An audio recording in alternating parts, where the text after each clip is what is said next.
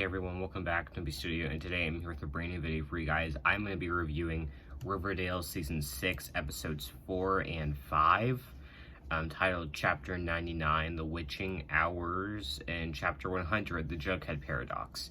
I'm excited to get into these. I'm sorry I haven't uploaded for a little while. I've been really busy. My sister had a baby, so I'm an uncle. I haven't figured out a title yet, but once I do, I'll be sure to share. Although it might not be as cool as you think. But no, my niece is beautiful. I'm really happy for my sister. So jumping into this episode 4. So really, they hyped this up as the big Sabrina and Cheryl episode, their team up. This isn't what this is. I do think they kind of misled fans in a way. And it's a Blossom flashback episode showing different generations of Blossoms and really what the idea that Cheryl's been saying all these years of her family being cursed. I think that's the idea that they're really playing here. I'm really not going to go into specifics because, trust me, I feel like I'm better if I just share my explanation, because you already know what happens if you're watching this. So I would rather share my explanation and thoughts than just summarize it all over again. But, so I've said before that I don't like Cheryl. I mean, it's been a while since I have. However, Madeline Petch killed it in all 3 of her roles as Abigail, Poppy, and of course Cheryl, now that we know today. She killed it. I personally think this is some of the best acting that we've seen in the whole show. Vanessa Morgan, who played Thomasina, did a great job. Lily Reinhart, who played Betsy, did a great job. And I think they really... everyone put their all into this episode and the next episode too, but this one, for it being like a Blossom flashback episode, I was really impressed because it's an episode that I wasn't hyped for. Well, I was hyped for the Sabrina part, but the whole Blossom thing, I wasn't really hyped for, but by the end of it, I was really impressed. I just think they did a really good job with them. The material that they had. Some stuff, like the whole transformation thing, I'm not going to even begin to talk about that because I'm still confused about that myself. Personally, if I had to choose a version of like the Blossom family, I think I'm going to choose Poppy, to be honest. I think her story with Betsy was really well done. Cole Sprouse, who played Jack, Betsy's abusive husband, I thought that whole story was actually really well done, and how Poppy became, no one really liked her, she became an outsider. I thought it just showed how sad her story went when all she wanted was a happy life. But of course that curse lived on from Abigail into Poppy, because they're technically the same person, so that curse just continued, and the unhappiness, and then of course that passed down to Cheryl. And I'm not even going to begin to say that, again, I'm not going to really talk about the transformation, but I thought all 3 of their stories were great. I think it showed how I think it made us like Cheryl more, and I think that's what's important here. I guess that's the point.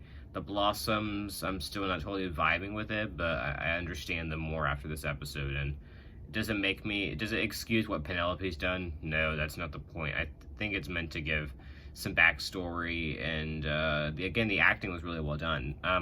I do wish they brought Sabrina in for more. I do think they could have done a lot more with her appearance, but for what it was nice to see her on for a little cameo or whatever. I thought it was appropriate too. The only thing is that does all of this go into Riverdale too? Because we're still in Riverdale. So does everything that happened in this episode transfer over to Riverdale? They probably should have done this in Riverdale, but I also know that we're in Supernatural phase right now, so. But that's the only complaint I have. This was a really well done episode. I think probably my top 5 in the whole show. And then we move into the Jughead Paradox, which this is definitely probably my second favorite episode of the whole show. Outstanding. Barely anything I can criticize. I personally think... after the first viewing, I came away with it from as, this is a better, it's like a good way to close the Riverdale event better than a 100th episode should be. However, after watching it the second time, I saw everything that they'd thrown in to make it funny, And I think what they did good here is that they made fun of themselves pretty much the whole episode. We have Archie and Betty getting ready for their wedding. And Jughead is having these hallucinations. Pretty much, he sees Ben Button in the bathroom, and he's now alive. Dilton's alive at school. Hal Cooper's alive. Jason Blossom's alive. So yeah. Okay, here's the thing. Here's what I'm confused about. I wish they could have done more with this Riverdale event by bringing in these characters for the 5 episodes. Because we could have seen Jason and Hal and Dilton and all of them for the whole 5 episodes, because this would be a chance to, because we're in an alternate universe, we could have seen their characters actually, but it's almost like this episode was its own universe that's separate from Riverdale from the first 3 episodes. I'm almost wondering if, because the beginning of the episode, it's like all the characters having dreams of what happened the first 3 episodes, so I'm almost wondering, was that still in Riverdale in a sense? Or was that Riverdale, because it's almost like we're in another universe this episode as we pick it up. I don't know, though. I mean, I get it's supernatural and everyone can come back, but I don't know.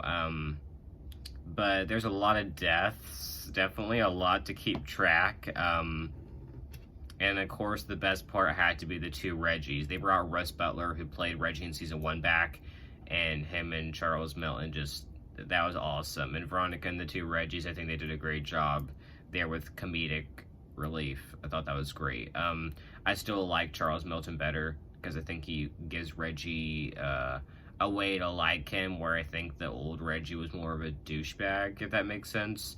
I think Charles Melton brings his own charisma. However, Ross Butler did a good job this episode with what he had. I am glad Betty and Archie didn't get married in Riverdale. I think they're saving that for Riverdale, and I think good news is that Betty and Archie, I think they're going to be safe for going into Riverdale. We do have some ship stuff that I'm not totally... I feel like they really did a lot of fan service when it comes to the couples. They gave Betty and Jughead a kiss. Do I think it's going to go anywhere? I think there's a chance they might get them back together, but I don't think it's going to be anytime soon, to be honest. I thought, I guess, giving the fans what they wanted, they almost gave us Veronica and Jughead.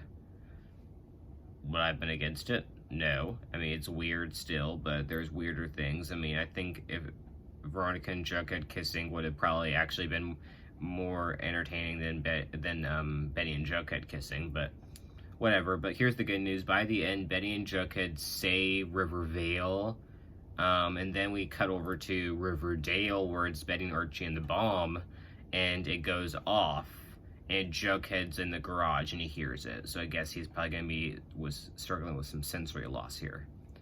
But I guess there's 2 Jugheads now, too. So there's narrator Jughead, who's going to continue writing for Riverdale, and then we have regular Jughead, who's still in Riverdale, because he had a conversation with Ethel. So I think this is not the end we'll see of the actual Riverdale, because I think the Riverdale characters are going to have to confront what's happening to them in the other universe that Jughead's writing about them.